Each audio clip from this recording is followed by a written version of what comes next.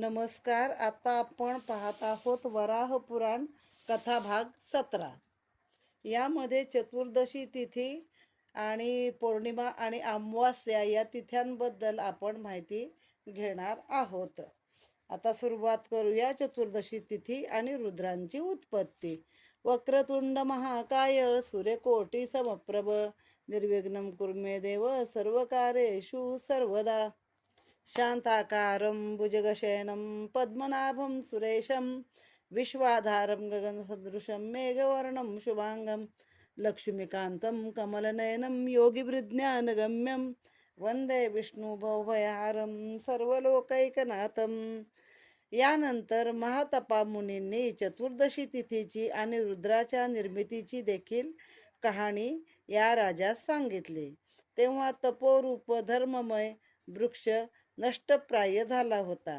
त्यावेळी प्रचंड तेजस्वी ब्रह्मदेव क्षमारूपी अस्त्र धारण करून प्रगट झाले. परमज्ञानी आणि तत्व यांना जाणून प्रजेचे रक्षण करणे हे त्या प्रतापी प्रभूच्या आगमनाचे प्रयोजन होते. सृष्टी निर्माण करण्याची इच्छा त्या महाप्रभूंना झाली. प्रजा निर्माण व्हाव्यात आणि इच्छेनुसार जगताची वृद्धी व्हावी असा त्यांच्या इच्छेत प्रतिबंध निर्माण झाला. त्यांचे मन क्रोधाने संतप्त झाले आणि ते पुन्हा समाधीस्थ झाले. तेव्हा त्यांच्या पुढे एक श्रेष्ठ पुरुष प्रगट झाला. म्हणजे काय झालं, ब्रह्मदेवाला सृष्टी निर्माण करण्याची तर इच्छा झाली, सगळी प्रजा निर्माण झाली पाहिजे, पण ती कशी प्रजा, तर ती नियमात वागली पाहिजे असं त्यांना वाटलेलं आहे. जगाची वृद्धी झाली पाहिजे आपल्या इच्छेनुसार. मग त्यांना एक क्रोध झाला की आपल्याच्यानं काही ते होत नाहीये आणि ते पुन्हा समाधीमध्ये गेले. तेव्हा त्यांच्या पुढे एक श्रेष्ठ पुरुष प्रगट झाला.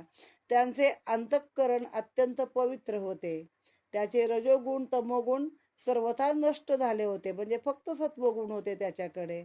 त्याची कीर्ती अचल होती. त्या पुरुषात वर देण्याची शक्ती होती आणि अपार बल होते. त्याच्या शरीराची कांती काळी आणि लाल रंगाची असून नेत्रांचा रंग पिवळा होता. तो उत्पन्न होताच रडू लागला. तेव्हा ब्रह्मदेवाने म्हणले, त्वम मा रुद्र, तू रडू नकोस.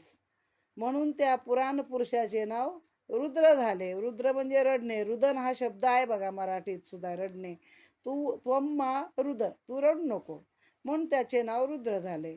त्याला ब्रह्मदेव पुन्हा म्हणाले, तू एक महान पुरुष आहेस, सर्व काही करण्याची शक्ती तुला आहे. तू अशा सृष्टीचा विस्तार कर की जी तुझ्या रूपास अनुरूप होईल. ब्रह्मदेवाने इतके म्हटल्यावर तो पुरुष जलात तप करण्यासाठी गेला. देवेश्वर रुद्र जलात गेल्यावर ब्रह्मदेवांनी दक्ष प्रजापतीची निर्मिती केली. ब्रह्मदेवांच्या इतर मानसपुत्रांचीही प्रजेंचीही निर्मिती केली. सृष्टीची मर्यादा वाढली. देवेश्वराच्या अध्यक्षतेखाली दक्ष प्रजापतीचा ब्रह्मयज्ञ सुरू झाला. इतक्याच जलातून रुद्रदेव जगत आणि सुरगण यांची निर्मिती करण्यासाठी बाहेर पडले. त्यांनी ऐकले यज्ञ होत आहे, तिथं देव आणि सिद्ध यक्ष आले आहेत. तेव्हा रुद्रांना मोठा क्रोध आला.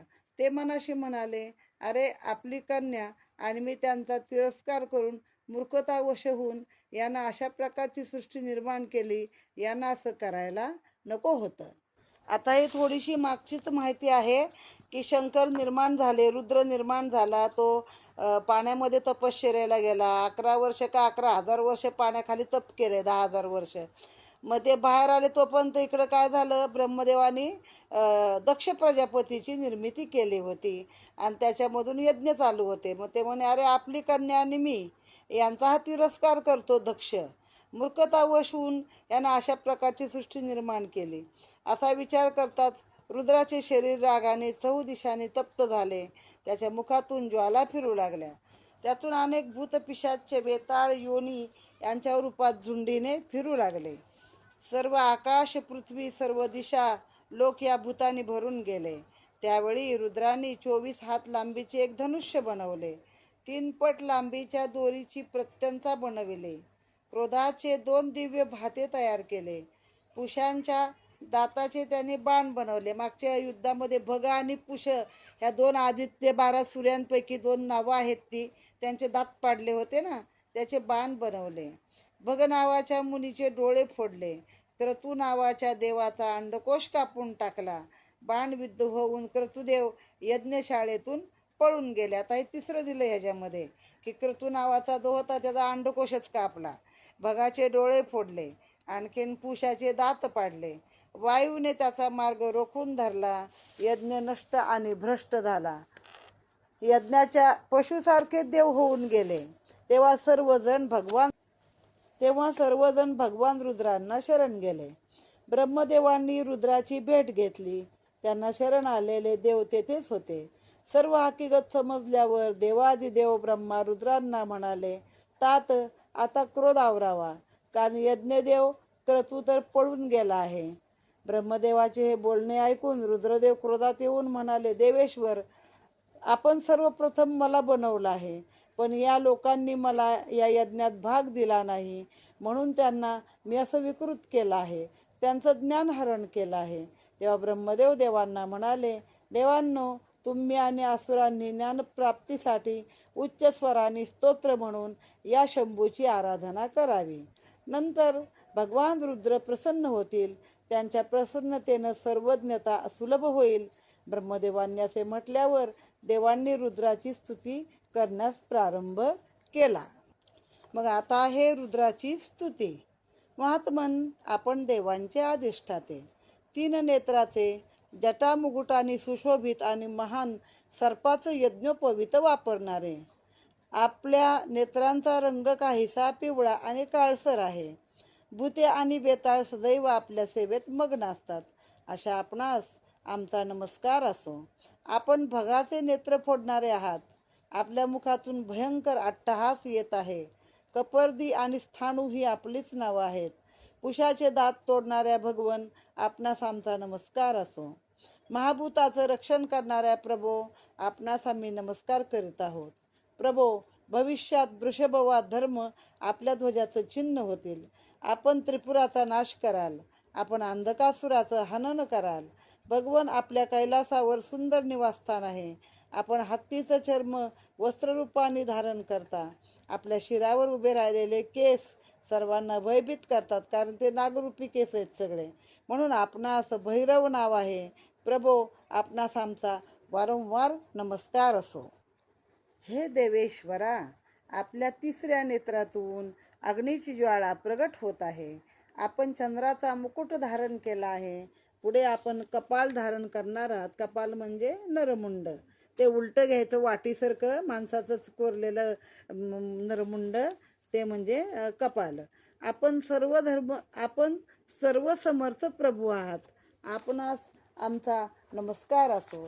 प्रभो, आमच्या हातून दारुवनाचा विध्वंस होईल.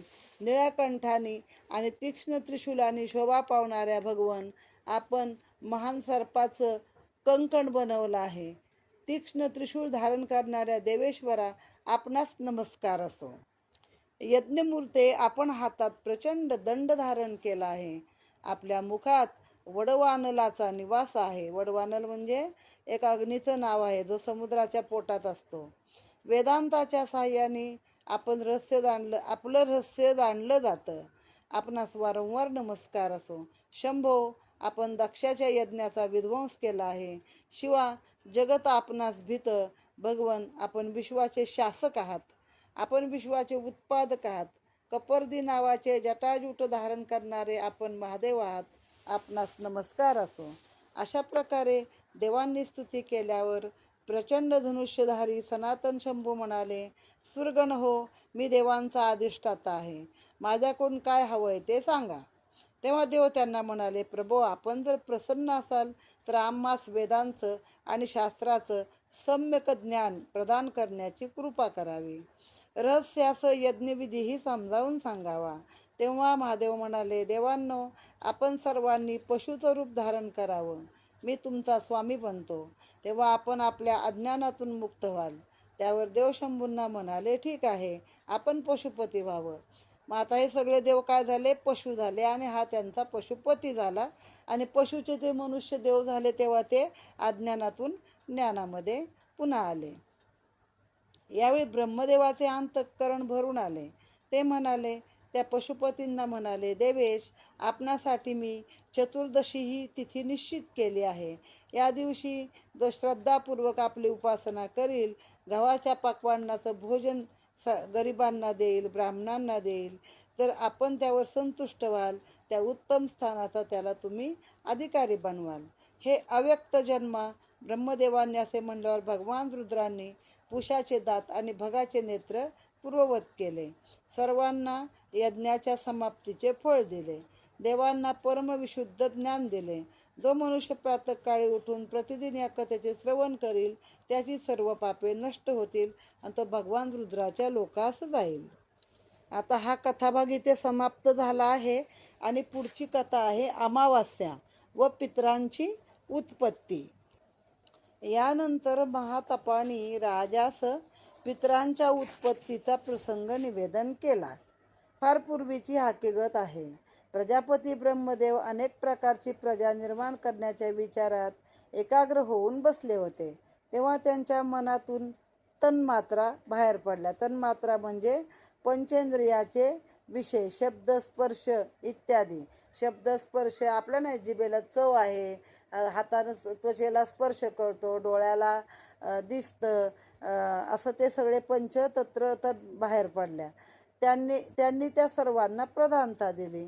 आता कोणत्या रूपाने सुशोभित करावे असा तो विचार करू लागले, कारण त्या सर्व तन्मात्रा ब्रह्मदेवाच्या शरीरात प्रथमपासून होत्याच आणि त्यातूनच धूम्रवर्णाच्या या तन्मात्रा प्रगट झाल्या. त्याच देवांना चमकून म्हणू लागल्या, आम्ही सोमास पिऊ इच्छितो. त्याबरोबर वरच्या लोकात जाण्याची इच्छा त्यांच्या मनात निर्माण झाली. आकाशात आसन टाकून तेथे तपस्या करावी असा त्यांचा विचार होता. वर जाण्यासाठी मुख उंचावून त्या प्रयत्नात असताना त्यांना पाहून ब्रह्मदेव म्हणाले, समस्त ग्रस्त आश्रमीचं कल्याण करण्यासाठी आपण पितर होऊन राहावं. वर तोंड करून जे जाऊ इच्छितात त्यांना नांदीमुख होईल. इतके म्हणून ब्रह्मदेवाने त्यांच्या मार्गाचेही निरूपण केले. त्यावेळी पितरांसाठी सूर्याच्या दक्षिणायन कालाचा निर्देश केला. मग दक्षिण दिशेला पितर राहतात किंवा पितर लोक आहे असं म्हटलं जातं. अशा रीतीने प्रजेची निर्मिती करून ब्रह्मदेव मौन झाले. तेव्हा पितरांनी त्यांना म्हटले, भगवन, आम्हास उपजीविकेचं साधन देण्याची कृपा करावी. तेव्हा ब्रह्मदेव म्हणाले, तुमच्यासाठी अमावस्या ही तिथी कायम राहील. या दिवशी मनुष्य जल, तिल आणि कुश यांनी तुम्हास तर्पण करेल, त्यास तुम्ही परमसंतुष्ट व्हाल. या अमावास्येत तिळदानाचं महत्त्व राहील. तुमची उपासना करणाऱ्या पुरुषास वर देणं हे तुमचं कर्तव्य राहील. म्हणजे कोणत्याही अमावास्येला पितरांना तीळ तर्पण दिलं तरी चालतं. एवढं तरी या कथेतून आपल्याला समजलेलं आहे. याच्या पुढची आहे पौर्णिमा तिथी आणि चंद्राची उत्पत्ती. यशस्वी आत्री मुनी ब्रह्मदेवांचे मानसपुत्र होते. त्यांना घरी पुत्ररूपाने त्यांच्या घरी चंद्र प्रगटला. दक्ष प्रजापतीने त्याला आपला जामात बनविले व दक्षाच्या 27 दाक्षायणी कन्या चंद्राच्या पत्नी झाल्या. आता एक कथा आपल्याला आधी माहीत आहे की त्याच्या 27 मुली आहेत, त्या चंद्राला दिल्या. म्हणजे ती 27 नक्षत्र, अश्विनी, भरणी, कृतिका, रोहिणी जी नक्षत्र आहेत ती. आणि तो फक्त रोहिणीवर जास्त प्रेम करायचा आणि बाकीच्या कन्यांवरती त्यामुळं अन्याय होत होता. या कन्यामध्ये रोहिणी ही श्रेष्ठ होती. चंद्रही एकांतात तिच्यावर अधिक प्रेम करायचा, इतर कन्यांवर त्याचे प्रेम नव्हते. तेव्हा त्या सर्व कन्या पित्याकडे दक्षाकडे गेल्या व त्यांनी चंद्राचा हा विषम व्यवहार त्यांना सांगितला. दक्षही चंद्राकडे गेला. त्याने चंद्रास वारंवार समजावून सांगितले, पण चंद्राने काही त्याच्या उपदेशाकडे लक्ष दिले नाही. तेव्हा दक्षाने आपल्या जावयाला शाप दिला, तू क्षीण होऊन आस्त पावशील. म्हणजे क्षयरोग हा शब्द त्यातून आलाय. क्षीण होय म्हणजे चंद्र कसा थोडा थोडा थोडा करत अमावास्येला पार नष्ट होतो, नाहीसा होतो, तशी परिस्थिती माणसाची किंवा तो क्षयच होतो. दक्षाच्या या शापाने चंद्रमा हळूहळू क्षयी होऊन रोगी बनून क्षीण बनला. शेवटी अमावास्येच्या दिवशी त्याचा अंत झाला. त्याच्या अभावाने देव, मनुष्य, पशु, वृक्ष, वनस्पती सर्वच्या सर्व नष्ट झाले. कारण त्याला सोमवार म्हणतात. म्हणजे सोम हा चंद्र आहे आणि तो वनस्पतींचे पोषण करतो असं इतर पोथ्यांमध्ये पण उल्लेख दिलेला आहे. मग आता वनस्पती नाही तर औषधं नाही, त्यामुळे माणसंही आजारी पडू लागले असतील. औषधाचा अभाव झाला. तेव्हा मुख्य देवांची आतुरता वाढली. ते म्हणू लागले, चंद्राचा वृक्षाच्या मुळाशी स्थित झाला आहे. चिंतातुर देव भगवान विष्णूंना शरण गेले. तो पण ह्या शंकराला, ब्रह्मदेवाला किंवा विष्णूला काय माहितीच नसतं का काय घडामोडी चालल्यात. त्यांना जाऊन सांगायला लागतं, मागणी करायला लागते, बाबा असं असं झालंय, लक्ष घाला. तेव्हा ते लक्ष घालतात. तर आपण इथे कशासाठी आलात, मी काय करू, श्रीहरी विचारू लागले. भगवान दक्षाने चंद्रास शाप दिला आहे, त्यामुळे तो तिरोहित झाला आहे. म्हणजे त्याला आता त्वचाच नाही, अंगच नाही. आता काय करायचं? सूरगणांनो, तुम्ही गर्जना करणाऱ्या समुद्रात चारही बाजूंना औषधी वनस्पती टाका आणि मोठ्या सावधपणाने त्याचं मंथन करा. देवांना असे सांगितल्यावर स्वतः भगवान श्रीहरींनी महाभाग शंकर आणि ब्रह्मदेव याचे स्मरण केले. मग चंद्र कुठं गेला होता? तेव्हा समुद्रातच गेला होता, हे होऊन नष्ट होऊन, किंवा वनस्पतींच्या मुळाशी राहायला सांगितलं, वृक्षाच्या मुळाशी. मग त्यांना काय सांगितलं की समुद्राचं मंथन करा. मग आता ह्याचा उल्लेखित आहे की समुद्र मंथन का केलं, तर चंद्राला परत मिळवण्यासाठी केलेलं आहे. चंद्र आधी होताच, मग तो समुद्रात गेला होता आणि तो पुन्हा यातून जी 14 रत्न बाहेर आलेली आहेत त्यामध्येच एक चंद्र पण आहे. आता इथं काय केलं शंकराने, आता ही त्रयी आहे ना, 3 लोक पाहिजेत तेव्हा ते कार्य चांगलं चालतं. जसे आपल्याकडं आता राज्यावर 3 माणसं बसतात, एक मुख्यमंत्री, 2 उपमुख्यमंत्री, तसं हे ब्रह्मा विष्णू महेश हे त्रिदेव सगळा कारभार पाहत असतात. मग त्याने शंकर आणि ब्रह्मदेव यांचं स्मरण केलं. मग त्याने ठरवलं समुद्र मंथन करायचं. मग एका बाजूला देव, एका बाजूला दानव आणि वासुकीचा दोर केला. त्याला दोर होण्याची आज्ञा दिली. सर्व एकत्र जमून समुद्राचे मंथन करू लागले. आता यात फक्त चंद्र प्रगट होतो इथपर्यंतच कथा आहे. पण मग आपल्याला माहिती, वासुकीच्या शरीरातून सगळं विष यायला लागलं.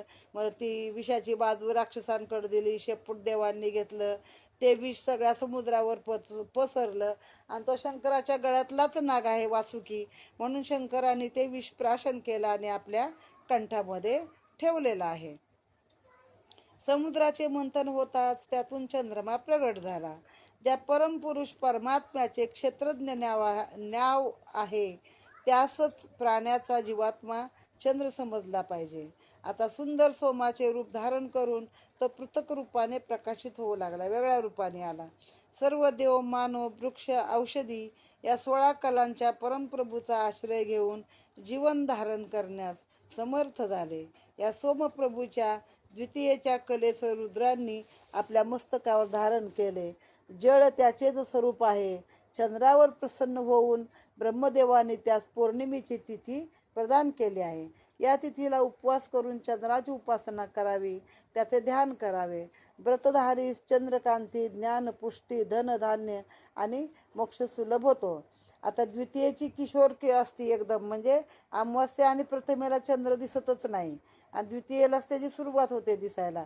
तो शंकरांची कोर आपल्या डोक्यावरती धारण केलेली आहे. इथे ही कथा समाप्त झाली.